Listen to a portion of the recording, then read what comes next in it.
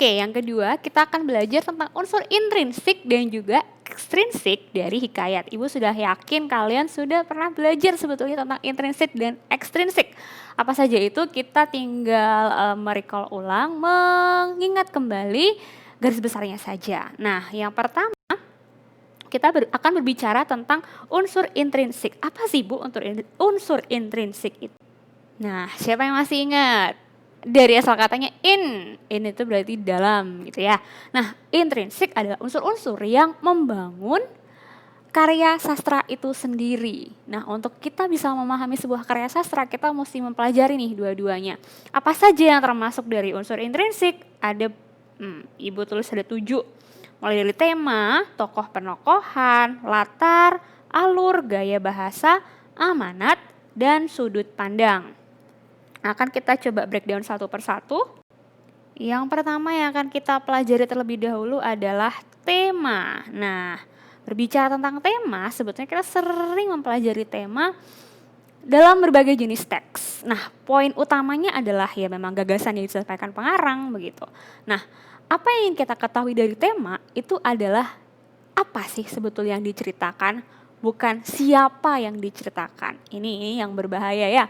Karena ketika kita berbicara tentang hikayat ataupun cerpen, nah yang menjadi sentral itu adalah tokoh dan juga penokohannya kan. Itu akan kita pelajari setelah nanti.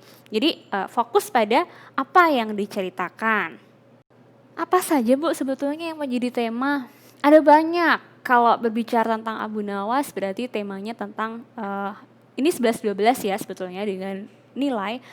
Misalnya tentang tema religi atau ada nilai-nilai moral di dalamnya. Lalu ada tema tentang kepahlawanan, misalnya cerita Hang Tuah, hikayat Hang Tuah maksudnya.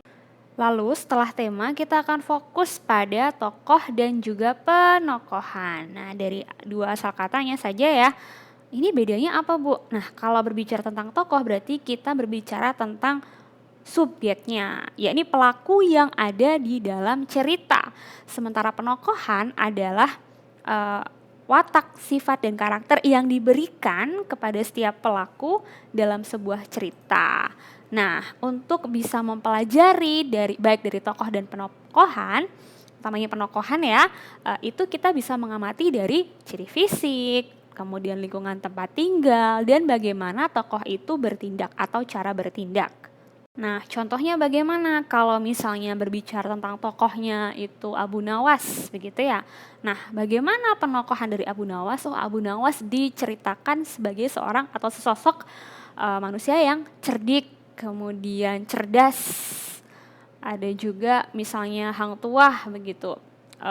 Dia juga cerdas, heroism, ya, heroik. Kemudian contoh-contoh lain lah dari penokohan, jujur, hianat, jahat itu. Kalau kita sering mendengar ada protagonis dan antagonis, nah itu bisa lebih dielaborasi lagi jenis dari penokohannya.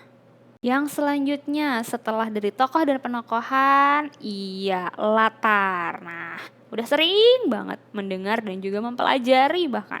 Jadi yang maksud dengan latar adalah keterangan mengenai waktu, ruang, dan suasana. Jadi ingat nanti ada 3 jenis latar. Latar ruang, waktu, dan juga suasana di mana terjadinya lakuan dalam sebuah karya sastra.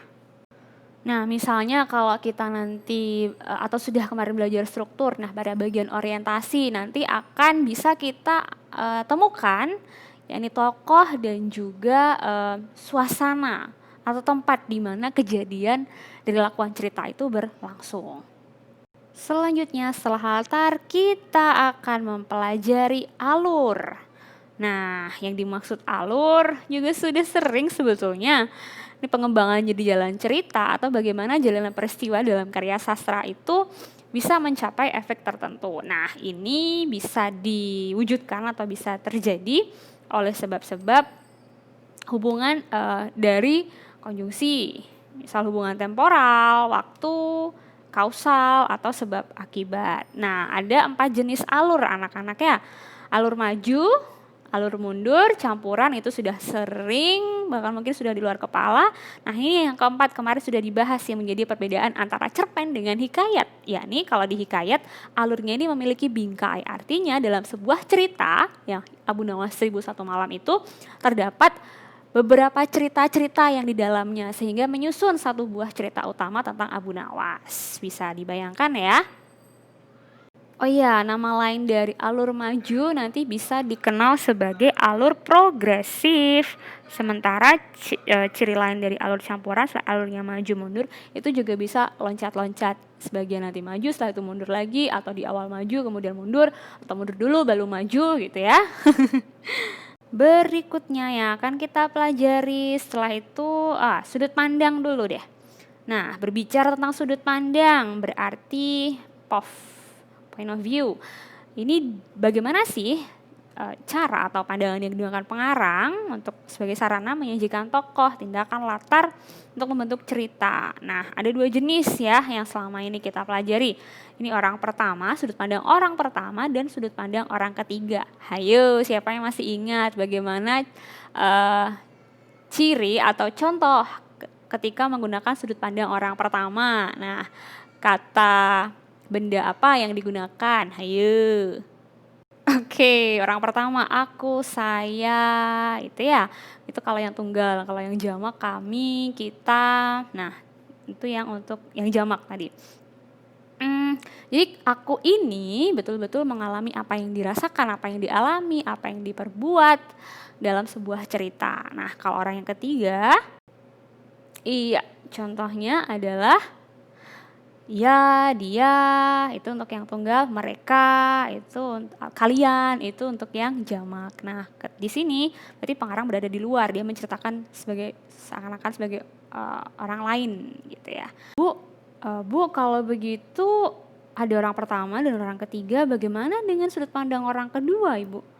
Nah, anak-anak mungkin sudah pernah ya, atau kita mengingat lagi, untuk sudut pandang orang kedua itu adalah orang atau pembaca yang diajak untuk berada atau membaca sebuah cerita itu gitu. Jadi intinya sudut pandang orang kedua itu adalah ya pembaca tadi begitu, atau kita sebagai pembaca. Oke, kita lanjutkan yang keenam, amanat. Seperti yang sudah bisa dipahami bahwa amanat adalah pesan moral. Nah, untuk bisa menemukan amanat, kita harus betul-betul memahami keseluruhan dari cerita. Karena umumnya amanat itu sifatnya adalah tersirat ya dalam cerita. Nah, yang perlu diketahui anak-anak dalam sebuah karya sastra, utamanya hikayat atau yang lain juga, itu tidak hanya berhenti atau terbatas pada satu amanat saja. Bisa terdiri atas banyak sekali amanat. Karena sifatnya tadi, dia sifatnya terbuka, bisa diinterpretasikan oleh sudut pandang orang kedua. Dan yang menjadi unsur intrinsik terakhir adalah gaya bahasa. Nah, sebetulnya anak-anak gaya bahasa ini akan Ibu lebih perdalam lagi nanti pada unsur kebahasaan dari hikayat ya. Ada untuk hikayat unsur kebahasaan dari hikayat tersendiri itu memiliki ciri khas dibandingkan jenis teks-teks yang lain. Ya dong. Nah, sampai di sini kita lanjutkan untuk unsur ekstrinsik. Nah, garis besarnya unsur ekstrinsik dari hikayat ini terdiri atas 3 hal, yakni latar belakang dari pengarang. Oh iya, unsur kalau tadi intrinsik itu yang berasal dari dalam cerita, berarti faktor ekstrinsik ini yang berasal dari luar, X. Nah, ini akan sangat dipengaruhi oleh apa saja, Bu? Pertama, dari penulisnya atau pengarang, bagaimana latar belakangnya. Lalu yang kedua, zaman atau masa periode di mana karya sastra itu diciptakan atau saat karya itu diciptakan. Ketiga adalah nilai-nilai apa sih yang dianut masyarakat pada saat karya itu diciptakan. Oke, kita pelajari yang pertama terlebih dahulu adalah latar belakang dari pengarang. Anak-anak untuk memahami background atau latar dari pengarang itu sendiri, atau hikayat itu sendiri sangat-sangat dipengaruhi dari latar belakang pengarang. Loh Bu, bukannya kemarin yang menjadi ciri khas dari hikayat itu tidak diketahui siapa pengarangnya. Nah, yang Ibu jelaskan tadi ini dari unsur intrinsik dan juga ekstrinsik itu tidak hanya terbatas pada jenis karya sastra yang hikayat ya anak-anak, karena hikayat itu masih bisa beririsan dengan cerpen atau karya sastra yang lain. Jadi ini berlaku general atau umum. Nah, tadi kalau sudah riwayat hidup, kondisi psikologi seorang pengarang itu juga mempengaruhi hasil-hasil karya pengarangnya sebelumnya dan juga aliran sastra yang dianut oleh pengarang. Nah, jadi kalau misalnya yang pernah nonton Tenggelamnya Kapal Van der Wijk, itu ya, itu kan diangkat dari novel tuh filmnya. Nah, dari novel itu kita bisa tahu, oh itu zaman dimana ketika ternyata matriarki pada zaman itu di daerah si tokoh ini berasal itu masih sangat kental ya. Nah kalau sekarang di daerah sana di mana latar belakang novel ini berada di Minangkabau itu sudah tidak terlalu menganut ya, walaupun ada tapi tidak sekental seperti yang masih zaman dahulu kala. Nah itu salah satu contohnya. Lalu setelah itu tadi zaman ketika karya sastra diciptakan barusan Ibu jelaskan itu sangat mempengaruhi dari unsur ekstrinsik karya sastra ya. Jadi kalau misalnya zamannya yang Abu Nawas itu berarti masih zaman kekhalifahan, Khulafaur Rasyidin, Harun al-Rasyid pada waktu itu. Lalu yang ketiga, nilai-nilai yang dianut oleh masyarakat saat sastra diciptakan. Nah, nilai-nilai ini apa saja, Bu? Misal nilai kesopanan, nilai sosial yang berlaku gitu. Baik, itu tadi anak-anak secara umum unsur intrinsik dan juga ekstrinsik dari karya sastra. Nah, ada pertanyaan, silahkan ditaruh di kolom komentar. Setelah ini segera cek untuk video yang unsur kebahasaan ya, dan temukan di sana instruksi apa sih yang harus kalian kerjakan.